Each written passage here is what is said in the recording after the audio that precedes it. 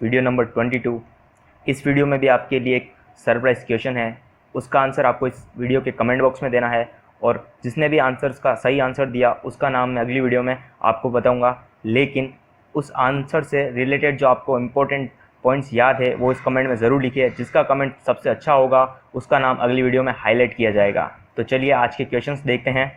चलिए पहला प्रश्न है, राजस्थान की वह एकमात्र नदी कौन सी है जो कर्क रेखा को पार करती है। सेकंड ग्रेड 2011 में पूछा गया था क्वेश्चन। ऑप्शन है आपके सामने, ए लूणी, बी माही, सी बनास या डी काली सिंध। इसका सही उत्तर है बी माही। राजस्थान की माही एकमात्र ऐसी नदी है जो कर्क रेखा को पार करती है और माही से रिलेटेड कुछ इंपॉर्टेंट पॉइंट्स है वो मैं आपको बता देता हूँ। माही का उद्गम स्थल क्या है पूछा जाए तो अमजोर मेहत झील, विंध्याचल पर्वत, मध्य प्रदेश। इसकी कुल लंबाई कितनी है? 576 किलोमीटर इसकी कुल लंबाई है। और ये प्रश्न काफ़ी बार पूछा जाता है कि राज्य में माही नदी की लंबाई कितनी है, तो 171 किलोमीटर। कुल लंबाई 576, राज्य में लंबाई 171 किलोमीटर है। अब इसके उपनाम क्या क्या है तो वागड़ की गंगा, कांठल की गंगा, आदिवासी गंगा आदि माही नदी के उपनाम है। और माही नदी एकमात्र ऐसी नदी है जो कर्क रेखा को एक बार नहीं 2 बार काटती है। और इसकी मुख्य सहायक नदियाँ कौन सी है तो सोम नदी, जाखम नदी और बनास नहीं अनास नदी। ध्यान रखिएगा।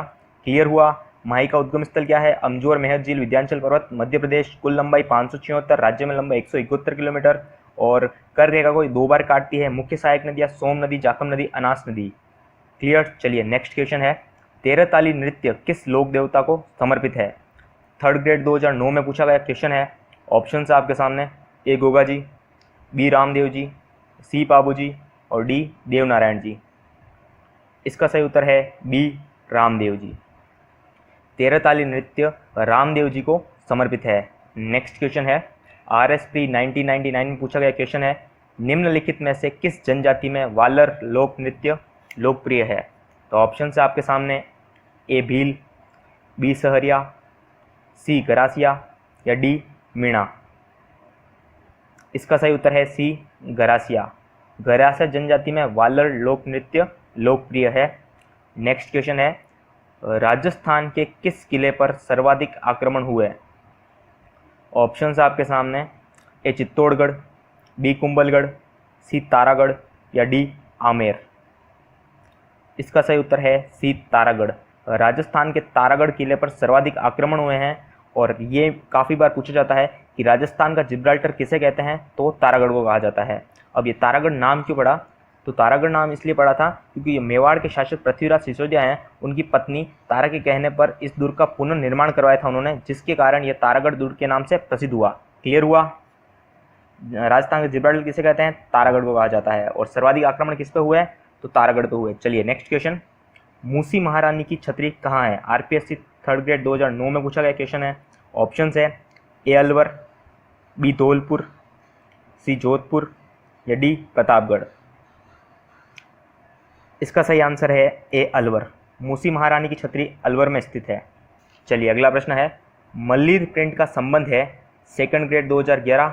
ऑप्शन है, ए बूंदी से, बी सांगानेर से, सी उदयपुर से या डी बाड़मेर से। तो इसका सही उत्तर है डी बाड़मेर से। मल्लीर प्रिंट का संबंध बाड़मेर से है। अगला प्रश्न है, रेगिस्तान में निर्मित दुर्ग को क्या कहा जाता है? तो ऑप्शन है आपके सामने, ए औदिक दुर्ग, बी गिरी दुर्ग, सी धानवन दुर्ग या डी वन दुर्ग। तो इसका सही उत्तर है सी धानवन दुर्ग। रेगिस्तान में निर्मित दुर्ग को धानवन दुर्ग कहा जाता है।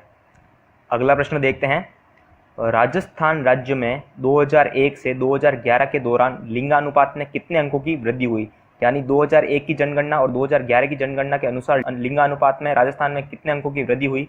तो ऑप्शन है, ए 5, बी 7, सी 10 और डी 15। इसका सही उत्तर है बी 7। क्योंकि इसका आपको मैं क्लियर करता हूँ। 2001 में लिंगानुपात क्या था तो वो था 921 और 2011 में यह बढ़कर कितना हुआ तो ये 928 हो गया। तो 928 और 921 में 7 अंकों का फर्क है, इसीलिए राजस्थान राज्य में 2001 से 2011 के दौरान लिंगानुपात में 7 अंकों की वृद्धि हुई। क्लियर। चलिए अगला क्वेश्चन है, राजस्थान राज्य अभिलेखागार कहाँ स्थित है? ऑप्शन है आपके सामने, ए बीकानेर, बी जयपुर, सी जोधपुर और डी उदयपुर। तो इसका सही उत्तर है ए बीकानेर। राजस्थान राज्य अभिलेखागार बीकानेर में स्थित है। और प्रश्न पूछे जाए कि इसकी स्थापना कब हुई थी, तो स्थापना हुई थी 1955 ईस्वी में।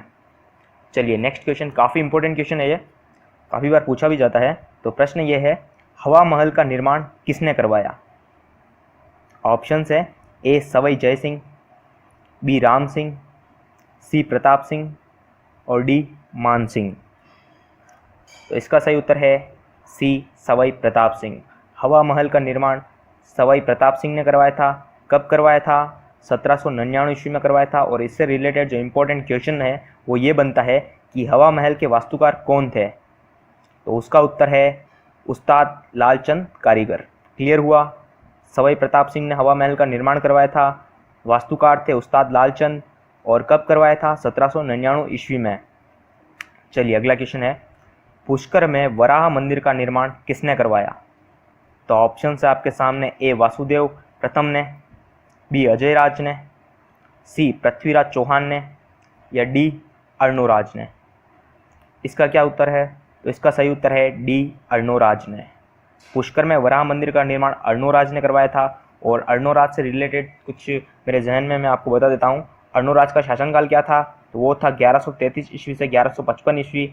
इन्हें आनाजी भी कहा जाता था, आनाजी भी कहा जाता है। और अजमेर में आनासागर झील का निर्माण भी इन्होंने ही करवाया था। अर्णोराज ने अजमेर में अनासागर झील और पुष्कर में वराह मंदिर निर्माण करवाया था। इनका शासनकाल था 1133 ईस्वी से 1155 ईस्वी और इन्हें आनाजी भी कहा जाता था। क्लियर हुआ? चलिए अगला प्रश्न है, यह भी वेरी इंपॉर्टेंट क्वेश्चन है, तराइन का प्रथम युद्ध कब हुआ? चलिए ऑप्शन है, ए 1199 ईस्वी में, बी 1192 ईस्वी में, सी 1091 ईस्वी में या डी 1092 ईस्वी में। इसका सही उत्तर है ए 1191 ईस्वी में। तराइन का प्रथम युद्ध 1191 ईस्वी में हुआ था। और तराइन के 2 युद्ध हुए थे, और ये किनके बीच हुए? तो पृथ्वीराज चौहान व मोहम्मद घोरी के बीच हुए थे। द्वितीय युद्ध कब हुआ? अगर आपसे पूछा जाए कि तराइन का द्वितीय युद्ध कब हुआ, तो वो हुआ था 1192 ईस्वी में हुआ था। किनके बीच हुआ, किनके मध्य हुआ ये युद्ध? तो पृथ्वीराज चौहान व मोहम्मद घोरी के बीच हुआ था। अब प्रथम युद्ध में घोरी की पराजय हुई थी, लेकिन द्वितीय युद्ध में घोरी की विजय हुई थी। क्लियर हुआ? प्रथम युद्ध 1191, द्वितीय युद्ध 1192। प्रथम युद्ध में घोरी की पराजय हुई और द्वितीय युद्ध में घोरी की विजय हुई, याद रखिएगा। चलिए अगला प्रश्न है, संतरा उत्पादन की दृष्टि से राजस्थान का नागपुर किसे कहा जाता है? तो ऑप्शन है आपके सामने, ए गंगानगर, बी बांसवाड़ा, सी कोटा या डी झालावाड़। इसका सही उत्तर है डी झालावाड़। संतरा उत्पादन की दृष्टि से राजस्थान का नागपुर झालावाड़ को कहा जाता है, क्योंकि संतरा उत्पादन की दृष्टि से राजस्थान में झालावाड़ का प्रथम स्थान है। क्लियर? चलिए अगला प्रश्न देखते हैं, उदयपुर के निकट एकलिंग जी का मंदिर किस शासक ने बनवाया था? तो ऑप्शन है, ए राणा कुंभा, बी राणा सांगा, सी राणा उदय सिंह या डी बप्पा रावल। इसका सही उत्तर है डी बप्पा रावल। उदयपुर के निकट एकलिंग जी का मंदिर बप्पा रावल ने बनवाया था। और अगर पूछा जाए कि ये मंदिर का निर्माण कब हुआ, तो 734 ईस्वी में हुआ था। उदयपुर से 21 किलोमीटर दूर स्थित है यह मंदिर, और इसे मेवाड़ के महाराणाओं का इष्ट देव भी माना जाता है। और उदयपुर के जो राजा है उन कुल देवता का मंदिर भी यही कहलाता है। क्लियर हुआ? और इससे रिलेटेड और कुछ मैं आपको बता देता हूँ कि मंदिर में शिवाजी की काले पत्थर से निर्मित चौमुखी मूर्ति है, याद रखिएगा। क्लियर हुआ? किसने करवाया? बप्पा रावल ने करवाया था। ये कहाँ स्थित है? उदयपुर से 21 किलोमीटर दूर स्थित है। 734 ईस्वी में करवाया था। और मंदिर में शिवजी की काले पत्थर से निर्मित चौमुखी मूर्ति है, और मेवाड़ के महाराणाओं का इष्ट देव भी माना जाता है इन्हें। चलिए अगला प्रश्न है, रूठी रानी का नाम क्या था? तो ऑप्शन है आपके सामने, ए उमा दे, बी जसमा दे, सी रैणा दे या डी पेमल दे। इसका सही उत्तर है ए उमा दे।